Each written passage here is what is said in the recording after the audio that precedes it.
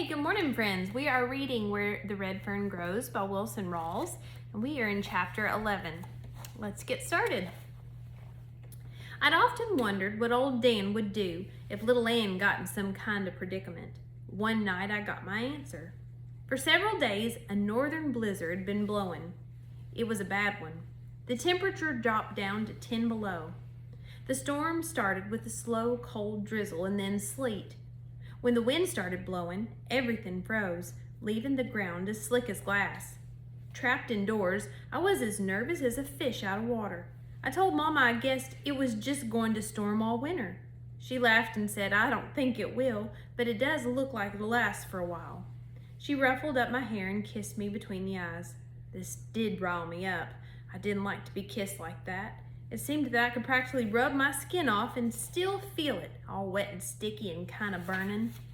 Sometime on the 5th night, the storm blew itself out and it snowed about 3 inches. The next morning I went out to my doghouse, scraping the snow away from the two-way door I stuck my head in. It was warm as an oven.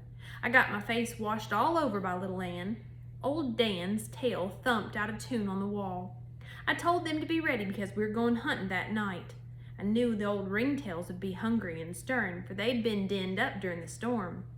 That evening, I was leaving the house. Papa said, "Billy, be careful tonight. It's slick down under the snow, and it'd be easy to twist an ankle or break a leg." I told him I would, and that I wasn't going far, just down back of our fields in the bottoms. "Well, anyway," he said, "be careful. There'll be no moon tonight, and you're going to see some fog next to the river." Walking through our fields, I saw my father was right about it being slick and dark. Several times I slipped and sat down. I couldn't see anything beyond the glow of my lantern, but I wasn't worried. My light was a good one, and Mama had insisted that I make 2 little leather pouches to cover the blades of my axe. Just before I reached the timber, old Dan shook the snow from the underbrush with his deep voice. I stopped and listened. He bawled again. His deep bass tones rolled around under the tall sycamores, tore their way out of the thick timber, traveled out over the fields, and slammed up against the foothills. There they seemed to break up and die away in the mountains. Old Dan was working the trail slowly, and I knew why. He would never line out until little Ann was running by his side. I thought she would never get there. When she did, her beautiful voice made the blood pound in my temples. I felt the excitement of the hunt as it ate its way into my body. Taking a deep breath, I reared back and whooped as loud as I could. The coon ran upriver for a way, and then, cutting out of the bottoms, he headed for the mountains. I stood and listened until their voices went out of hearing. Slipping and sliding, I started the direction I had last heard them. About halfway to the foothills, I heard them coming back. Somewhere in the rugged mountains, the coon had turned and headed toward the river. It was about time for him to play out a few tricks, and I was wondering what he'd do. I knew it would be hard for him to hide his trail with snow on the ground, and I realized later that the old smart coon knew this too. As the voices of my dogs grew louder, I could tell that they were coming straight toward me. Once I started to blow out my lantern, thinking that maybe I could see them where they'd crossed our field, but I realized I didn't stand a chance of seeing the race in the skunk-black night. Down out of the mountains they brought him, singing a hound dog song on his heels. The coon must have scented me or seen my lantern. He cut to my right and ran between our house and me. I heard screaming and yelling from my sisters. My father started whooping. I knew my whole family was out on the porch listening to the beautiful voices of my little red hounds. I felt as tall as the tallest sycamore on the riverbank. I yelled as loud as I could. Again I heard the squealing of my sisters and the shouts of my father, the deep woo-woos of old Dan, and the sharp aw-aw-aws of little Ann bored a hole in the inky black night. The vibrations rolled and quivered in the icy silence. The coon was heading for the river. I could tell my dogs were crowding him and wondered if he'd make it to the water. I was hoping he wouldn't, for I didn't want to wade the cold water unless I had to do it. I figured the smart old coon had a reason for turning and coming back to the river and wondered what trick he had in mind. I remembered something my grandfather had told me. He said, "Never underestimate the cunning of an old river coon. When the nights are dark and the ground is frozen and slick, they can pull some mean tricks on a hound. Sometimes the tricks can be fatal." I was halfway through the fog-covered bottoms when the voices of my dogs stopped. I stood still, waited, and listened. A cold silence settled over the bottoms. I could hear the snap and crack of sap-frozen limbs. From far back in the flinty hills, the long, lonesome howl of a timber wolf floated down in the silent night. Across the river, I heard a cow moo. I knew the sound was coming from the Lowry place. Not being able to hear the voices of my dogs gave me an uncomfortable feeling. I whooped and waited for one of them to bawl. As I stood waiting, I realized something was different in the bottoms. Something was missing. I wasn't worried about my dogs. I figured that the coon had pulled some trick and sooner or later he'd unravel the trail. But the feeling that something was just not right had me worried. I whooped several times, but still could get no answer. Stumbling, slipping, and sliding, I started on. Reaching the river, I saw it was frozen over. I realized that what my strange, uneasy feeling was. I'd not been able to hear the sound of water. As I stood listening, I heard a gurgling out in the middle of the stream. The river wasn't frozen all the way across.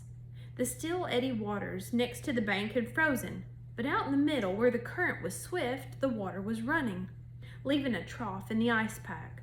The gurgling sound I heard was the swift current as it sucked its way through the channel. The last time I heard my dogs, they were downstream from me. I walked on, listening. I hadn't gone far when I heard old Dan. What I heard froze the blood in my veins. He wasn't bawling on a trail or giving the tree bark. It was one long, continuous cry. In his deep voice, there seemed to be pleading, a cry for help. Scared, worried, and with heart beating like a churn dasher, I started toward the sound. I almost passed him, but with another cry, he let me know where he was. He was out on the ice pack. I couldn't see him for the fog. I called to him and he answered with a low whine. Again, I called his name. This time he came to me. He wasn't the same dog. His tail was between his legs and his head was bowed down. He stopped about 7 feet from me, sitting down on the ice. He raised his head and howled the most mournful cry I've ever heard. Turning around, he trotted back out on the ice and disappeared in the fog. I knew something had happened to little Ann. I called her name and she answered with a pleading cry. Although I couldn't see her, I guessed what had happened. The coon had led them to the river. Running out on the ice, he had leapt across the trough. My dogs, hot on the trail, had followed. Old Dan, a more powerful dog than little Ann, had made his leap. Little Ann had not made it. Her small feet had probably slipped on the slick ice and she'd fallen into the icy waters. Old Dan, seeing the fate of his little friend, had quit the chase and come back to help her. The smart old coon had pulled his trick, and a deadly one it was. I had to do something. She would never be able to get out by herself. It was only a matter of time until her body would be paralyzed by the freezing water. Laying my axe down, I held my lantern out in front of me and stepped out on the ice. It started cracking and popping. I jumped back to the bank. Although it was thick enough to hold the weight of my dogs, it'd never hold me. Little Ann started whining and begging for help. I went all to pieces and started crying. Something had to be done and done quickly, for my little dog was lost. I thought of running home for a rope or my father, but I knew she couldn't last until I got back. I was desperate. It was impossible for me to swim in the freezing water. I wouldn't last for a minute. She cried again, begging for the one thing I couldn't give her, help. I thought, if only I could see her, maybe I could figure out some way I could help. Looking at my lantern gave me an idea. I ran up the bank about 30 feet, turned and looked back. I could see the light, not well, but enough for what I had in mind. I grabbed my lantern and axe and ran for the bottoms. I was looking for a stand of wild cane. After what seemed like ages, I found it. With the longest one I could find, I hurried back. After it was trimmed and the limber end cut off, I hung the lantern by the handle on the end of it and started easing it out on the ice. I saw old Dan first. He was sitting close to the edge of the trough, looking down. Then I saw her. I groaned at her plight. All I could see was her head and her small front paws. Her claws were spread out and digging into the ice. She knew if she ever lost that hold, she was gone. Old Dan raised his head and howled. Hound though he was, he knew it was the end of the trail for his little pal. I wanted to get my light as close to little Ann as I could, but my pole was a good 8 feet short. Setting the lantern down, I eased the pole from under the handle. I thought, I'm no better off than I was before. In fact, I'm worse off now. Now I can't see when the end comes." Little Ann cried again. I saw her claws slip on the ice. Her body settled lower in the water. Old Dan howled and started fidgeting. He knew the end was close. I didn't exactly know when I started out toward my dog. I'd taken only 2 steps when the ice broke. I twisted my body and fell toward the bank. Just as my hand closed on a root, I thought my feet touched bottom, but I wasn't sure. As I pulled myself out, I felt the numbing cold creep over my legs. It looked so hopeless. There didn't seem to be any way I could save her. At the edge of the water stood a large sycamore. I got behind it, anything to blot out the heartbreaking scene. Little Ann, thinking I had deserted her, started crying. I couldn't stand it. I opened my mouth to call old Dan. I wanted to tell him to come on and we'd go home. There's nothing we could do. The words just wouldn't come out. I couldn't utter a sound. I lay my face against the icy cold bark of the sycamore. I thought of the prayer I'd said when I asked God to help me get 2 hound pups. I knelt down and sobbed out a prayer. I asked for a miracle which would save the life of my little dog. I promised all the things that a young boy could do if only he would help me. Still saying a prayer and making promises, I heard a sharp metallic sound. I jumped up and stepped away from the tree. I was sure the noise I heard was made by a rattling chain on the front end of a boat. I shouted as loud as I could, "Over here! I need help! My dog is drowning!" I waited for an answer. All I could hear were the cries of little Ann. Again I hollered, "Over here! Over on the bank! Can you see my light? I need help. Please hurry." I held my breath, waiting for an answering shout. I shivered from the freezing cold of my wet shoes and overalls. A straining silence settled over the river. A feathery rustle swished by in the blackness. A flock of low-flying ducks had been disturbed by my loud shouts. I strained my ears for some sound. Now and then I could hear the lapping slap of the ice-cold water as it swirled its way through the trough. I glanced to little Ann. She was holding on, but I saw her paws were almost at the edge. I knew her time was short. I couldn't figure out what I'd heard. The sound was made by metal striking metal, but what was it? What could have caused it? I looked at my axe. It couldn't have made the sound as it was too close to me. The sound had come from out in the river. When I looked at my lantern, I knew that it had made the strange sound. I'd left the handle standing straight up when I had taken the pole away. Now it was down. For some unknown reason, the stiff wire handle had twisted in the socket and dropped.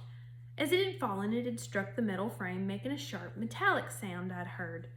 As I stared at the yellow glow of my light, the last bit of hope faded away. I closed my eyes, intending to pray again for the help I so desperately needed.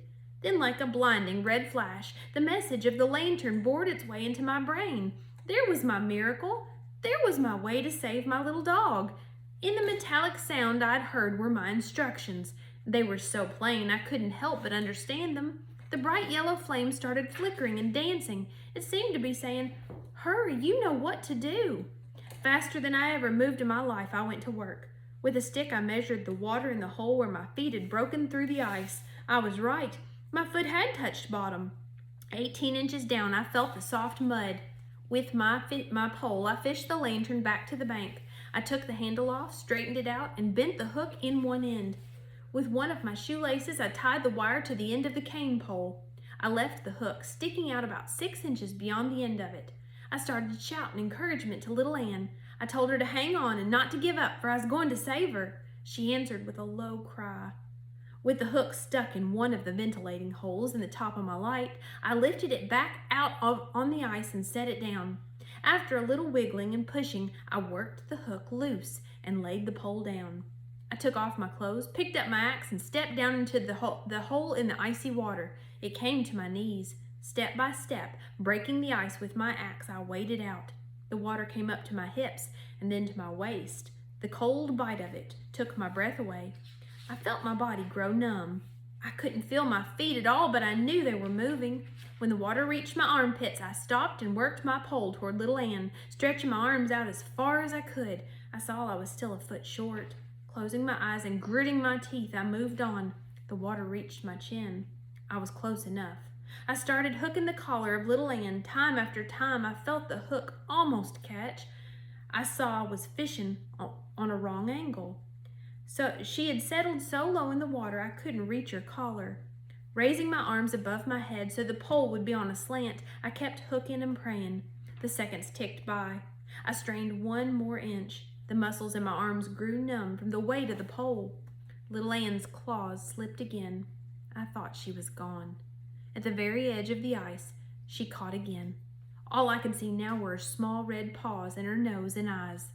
By old Dan's actions, I could tell he understood and wanted to help. He ran over close to my pole and started digging at the ice. I whopped him with the cane. There was only time in my life I ever hit my dog.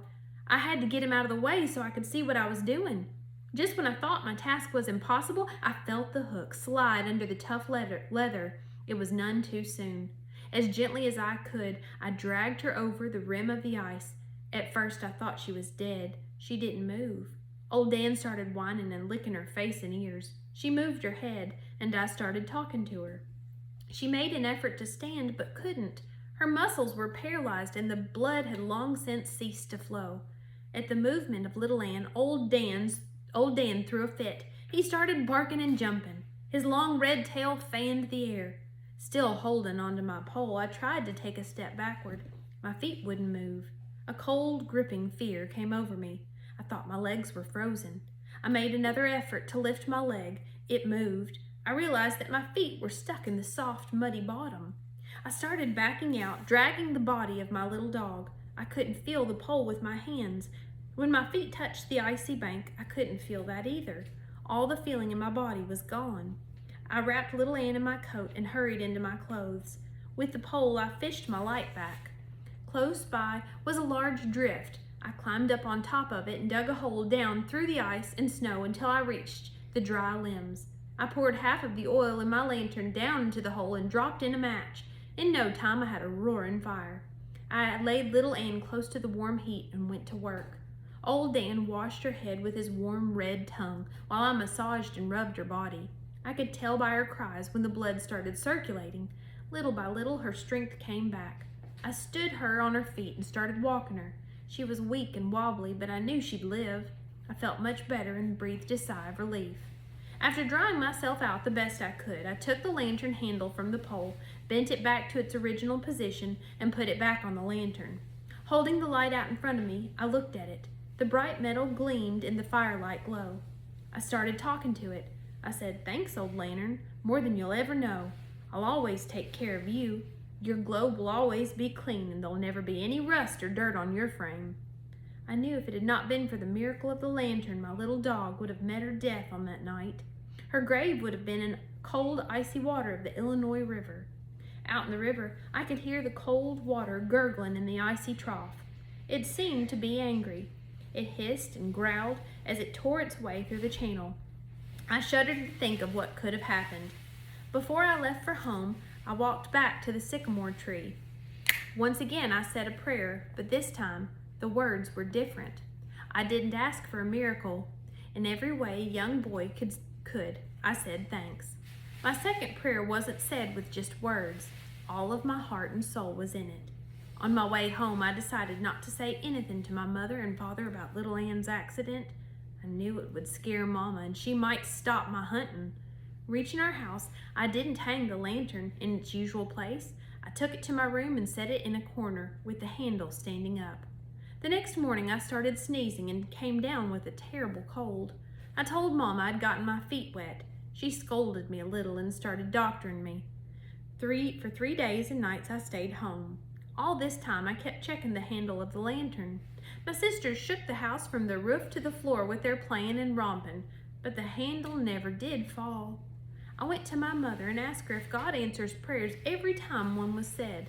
She smiled and said, "No, Billy, not every time. He only answers the ones that are said from the heart. You have to be sincere and believe in him." She wanted to know why I'd asked. "Oh," I said, "I just wondered. I wanted to know." She came over and straightened my suspenders, saying, "That's a very nice question for my little Daniel Boone to ask." Bending over, she started kissing me. I finally squirmed away from her, feeling as wet as a dirt dauber's nest. My mother never could kiss me like a fella should be kissed. Before she was done, I was kissed all over. It always made me feel silly and baby-like. I tried to tell her that a coon hunter wasn't supposed to be kissed that way, but Mama never could understand things like that. I stomped out of the house to see how my dogs were.